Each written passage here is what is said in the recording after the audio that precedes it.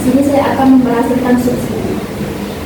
Jika pada pembahasan sebelumnya telah dibahas tentang pajak, maka di sini jika pajak itu merupakan beban atau suatu kewajiban yang diberikan kepada produsen selaku orang yang memproduksi suatu unit atau barang, maka subsidi ini merupakan kebalikan dari pajak. Subsidi ini merupakan kebijakan yang diberikan oleh pemerintah kepada konsumen untuk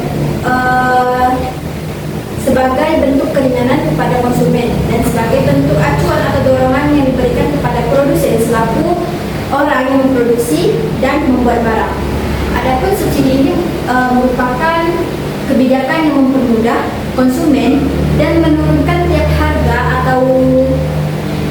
harga yang diberikan kepada tiap unit atau barang.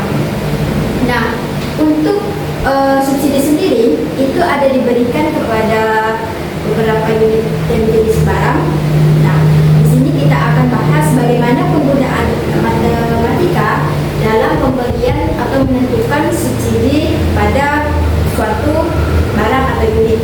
Nah, di sini diberikan sebuah fungsi penawaran yaitu Q sama dengan 4P yang setelah diberikan subsidi menjadi Q sama dengan negatif 2P ditambah 300. Untuk subsidi yang diberikan pemerintah, tertulis subsidi yang diberikan pemerintah itu 37,5. Di sini kita akan menentukan keseimbangan barang tersebut pada pasaran. Kemudian kita akan menentukan harga barang setelah diberikan subsidi. Yang pertama kita tentukan untuk fungsi penawaran. Fungsi penawaran Q sama dengan 4P atau P menjadi 0,25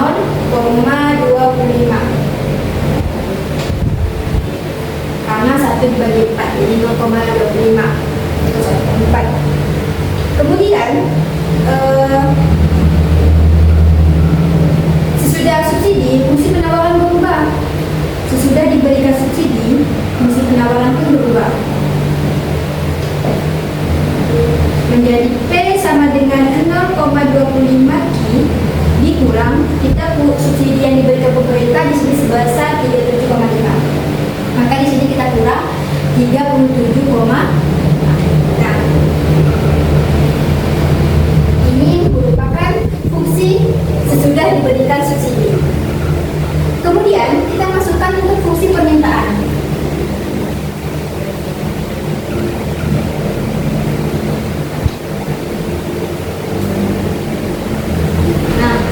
Untuk fungsi permintaan di sini, kita di sini diberikan Q sama dengan negatif 2P ditambah 300 untuk fungsi permintaan. Kemudian kita ubah menjadi bentuk yang sama seperti fungsi penawaran menjadi P sama dengan negatif 0,5 Q ditambah 150.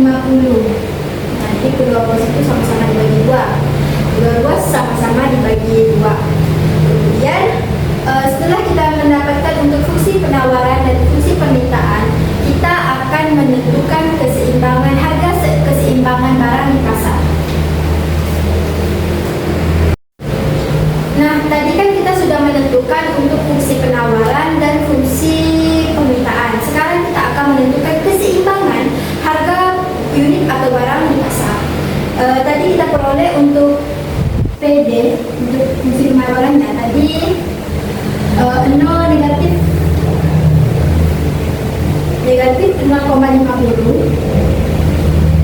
Q ditambah 150. Dan untuk PS ini permintaan, kita permintaan tadi.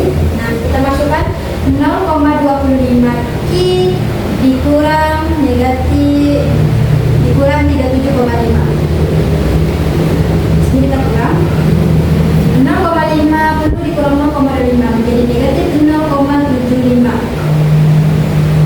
Ini menjadi 187,5. Atau kita bisa memperoleh ini kan P sama dengan Q. Ini jadi Q sama dengan 250 P. Kita peroleh untuk keseimbangan pertama itu Q sama dengan 250 P. Kemudian kita akan menentukan harga barang setelah diberikan subsidi oleh pemerintah. Nah, di sini kita bisa tulis P sama dengan untuk fungsi benar barang 0,25 Q dikurang 37,5. Untuk tadi Q-nya kan sudah dapat 250 P. Lalu kita masukkan di sini P sama dengan 0,25 dikali 250 dikurang 37,5. Maka didapatlah P sama dengan 25. Artinya harga barang yang